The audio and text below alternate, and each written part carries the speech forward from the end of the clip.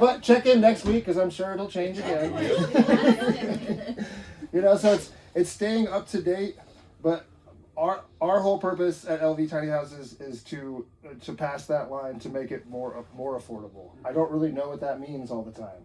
I'm just trying to get people on pillows. I'm not really worried about the what have yous, right? It's like A to B, I got that part, right? But there is a lot of complication that's coming, and that's why we're hopeful that the new ordinances with the city, all these cities, and hopefully the county, are going to bring it into view, so where it separates it to where it's DMV. You have a title with DMV, and you are beholden to DMV, and you're just parking your trailer on. But then that's like we were talking the last couple times. There's a couple different ways to get there, right? You can consider it a recreational vehicle. They don't like that because there's a lot of rules and regulations saying you can't do this with a recreational vehicle. Yeah. I'm not here to argue with them. I'm here to, again, we're going to tiny houses, right? Like, no. Okay, over here. Like, so what can we do? What can we achieve? Yeah. The park model, NOAA certification, ANSI certification, ANSI, that gives us the availability to circumnavigate and call it something different. And that's all we're trying to do is move the classification of exactly what we're in right now with the specific certification to make everybody happy and get rid of the liability, because we don't want to be a liability to a city. You know what I mean? Like, no one wants to do that. You know what I mean? Like, here, get sued. Like, yeah. How much is a lawyer? Oh my God. Yeah, what up?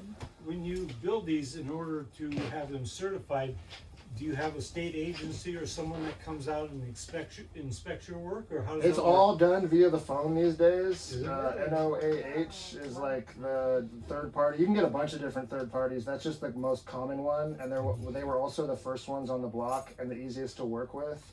But they are ANSI certified third-party verification company that gives you your certification, and it also makes it so that they have record of everything that you're doing, because they have me videotape. I'm doing the first one right now.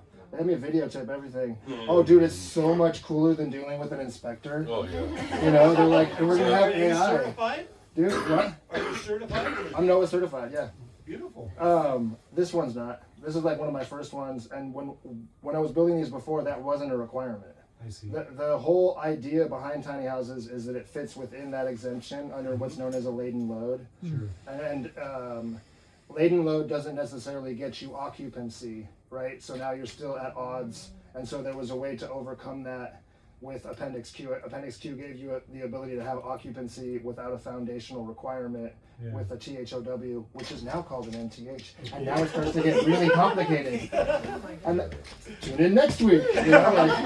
What's going to happen? Like, I don't know. We're gonna go again. We're going to make them happy. Whatever. You know what I mean? You must have a violin playing at all times. You got it.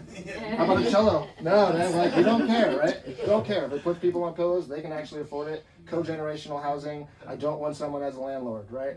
Off and I were talking, what do people really want, and why is this so? They want to own it. They want the tiny house. Yep. They want the land. They want the land. Combined. Yeah. Because they don't want a landlord jacking up their rent every Yeah. year. Or a benevolent landlord, or a community land, the trust. Land trust. That's the guy over there. Anyway, we'll talk about that later. Because community land trust overcomes a lot of those problems. Yeah. Because that now it's an egalitarian community that owns its own property, and they can argue amongst themselves instead of with the lawyers.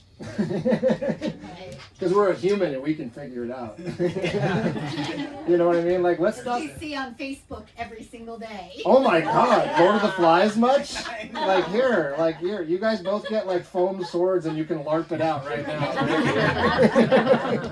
Like, have fun, But yeah, the commonality is why I like tiny houses, is because there aren't a lot of people who are like, oh, I don't like tiny houses. There's a lot of people that wouldn't like to live in one, for sure. But like, if you've seen a tiny house village or a tiny house community, I don't know anyone that's like, hell no. Yeah. What is that? It doesn't look like a trailer park. It looks artistic. It looks bohemian. It looks inviting. I want to live in one. It's very selfish of me. That's one of the reasons I want to do this, is so I can live in a tiny house community. Living all by yourself in a tiny house is great, but when you step outside with a cup of coffee, you're like, where is everyone? Yep. Yeah. that's the whole idea, is that we can share, you know, and Shasta already has that vibe. Dunsmuir already has that vibe. Weed already has that vibe, and I don't know another place that's affordable that I want to live in California. You know what I mean? So, yeah, my heart's here, my soul's here, and I know that's what's coming down the pike at least gives us the opportunity to have a go at this. I'm not a developer, so I don't have the experience to do more than a single. You know, I specialize in single off-grid build-outs. Right. You know, like I live in Mount Shasta Forest, which is like 2.5 acre chunks out there. And this also gives us the capability to look towards the future of things like Mount Shasta Forest, where hopefully those types of things will be, you know, be able to be presented in such a way where you ultimately you can get a loan on it, right? Because like most people don't have 40 grand to throw down on it, and 50,000 to 100,000 for the lot and improvements and da da da da da. You know, now you're up to like the $150,000 mark. I don't know about you. I don't know, that kind of spread. Oh, here you go. Like it's just not in the cards, right? Like for most of us, right? But there is a system and a community that exists that can shepherd that and offer that. And the idea being that you're able to cross that threshold in like a 10-year or less span, so that now your cost of living is down to